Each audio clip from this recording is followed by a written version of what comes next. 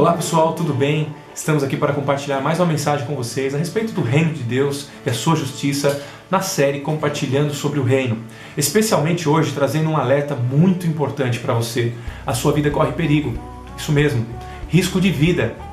O que eu quero falar hoje é sobre vida ou morte, morte eterna, a segunda morte. Você pode estar dizendo, mas olha, minha vida está bem, está tudo tranquilo, não há grandes ameaças contra mim, como assim estou correndo de risco de vida? Exatamente esse é o ponto que a humanidade tem se perdido, que a humanidade tem agido errado contra esse adversário sutil, mortal, silencioso. Nós estamos falando do pecado que está presente em todos os lugares, em todos os tempos. Ele está presente inclusive no nosso sangue, no nosso DNA. E se nós não lidarmos, nós não combatermos, se nós não o enfrentarmos corretamente, nós seremos dominados por esse inimigo e seremos realmente reduzidos a nada. A morte será a consequência. Quando nós lemos em Romanos capítulo 6, versículo 23, esse versículo tão conhecido e que diz que o salário do pecado é a morte, nós poderíamos trocar a palavra salário do pecado por consequência do pecado, poderíamos trocar por prática. O envolvimento com o pecado gera morte. E aqui nós estamos falando da morte eterna. A morte de que, a partir do momento que nós entrarmos nela, não haverá mais volta. Morte eterna, sofrimento eterno, dor eterna. E o pecado também esse processo do pecado já também nos faz estar mortos, vivos. Né? Porque a maior morte é a separação de Deus, é estar distante de Deus. E é o que está escrito lá em Isaías 59. Porque o vosso pecado é o que faz separação entre vós e o vosso Deus e encobre o seu rosto. Então escuta só, presta atenção nisso. O teu pecado te afasta de Deus e já começa o processo de morte aqui na terra. E depois ele vai te levar para a segunda morte, a morte eterna, e não haverá mais retorno. Falando no pecado, todos nós sabemos o que é pecado. Sabemos que mentir é pecado, que o roubo é pecado, que a lascívia, a prostituição, o adultério, a pornografia. Nós sabemos que o engano, o rancor, o ódio, a inveja, a cobiça, esses são pecados. Todos conhecem, todos sabem, a luxúria. E muitos de nós só que ignoramos. O início do vídeo nós falamos, está tudo bem. Não é isso? Essa é a forma que nós lidamos com a nossa vida diante do pecado, está tudo bem. E esse é o ponto que esse vídeo tem que servir de alerta a você. Que o Espírito Santo de Deus te convença do teu pecado. Que abra os teus olhos. E abra os teus olhos porque nós estamos falando de vida ou morte, céu ou inferno. O salmista Davi, lá no capítulo 32, ele descreve esse processo do pecado. No versículo 2, no versículo 3, 4 e 5 diz assim: enquanto escondia os meus pecados, o meu corpo definhava de tanto gemer. Aqui o versículo 3 exemplifica exatamente o que acontece com o efeito do pecado no corpo. Exatamente, o corpo sofre, o corpo é penalizado.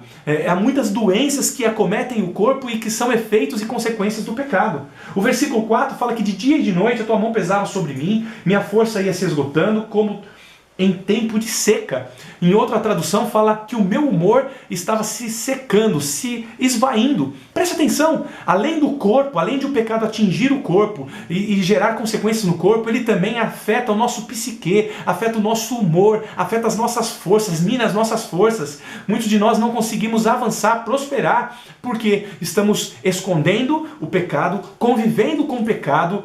Existe alguns de nós que temos os pecados de estimação. Há poder no sangue de Jesus, meu irmão. Precisamos romper com isso. E agora, o que fazer?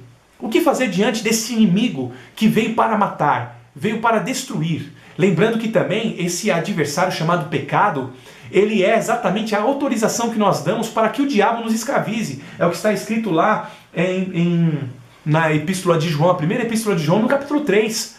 Que quem vive a prática do pecado é do diabo. Olha que coisa séria. A partir do momento que nós não rompemos com o pecado, a partir do momento que nós nos deixamos a ser dominados pelo pecado, nós estamos assinando a autorização para que o diabo domine as nossas vidas e faça o que ele sabe fazer de melhor, matar, roubar e destruir. Mas o próprio salmista, nesse capítulo 32, também apresenta a receita. O que nós temos que fazer para lidar com o pecado?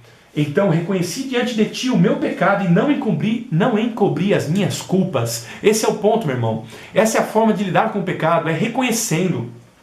Não é encobrindo, é confessando diante de Deus. O pecado tem que ser encarado como pecado, algo letal que vai te levar para o inferno. É o que está escrito lá em 1 João capítulo 1, versículo 9, e que é a solução para esse problema. Se confessarmos os nossos pecados, Ele é fiel e justo para nos perdoar os pecados e nos purificar de toda injustiça. A única forma de lidar com o pecado é reconhecendo, é confessando, é se arrependendo, é mudando a direção.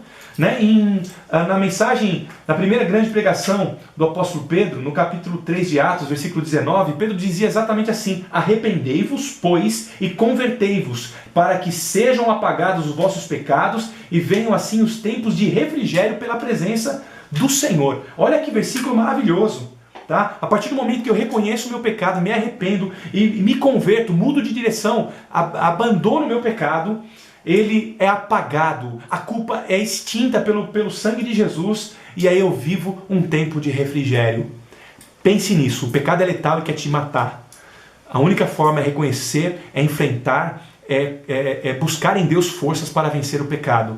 Faça isso, confessa o teu pecado. Você já confessou o teu pecado hoje? Você já orou a Deus pedindo perdão pelo teu pecado hoje?